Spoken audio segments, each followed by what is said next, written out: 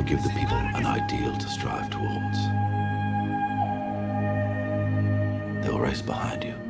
They will stumble. They will fall.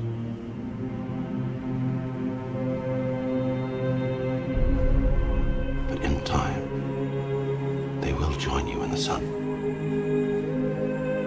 In time, you will help them accomplish wonders.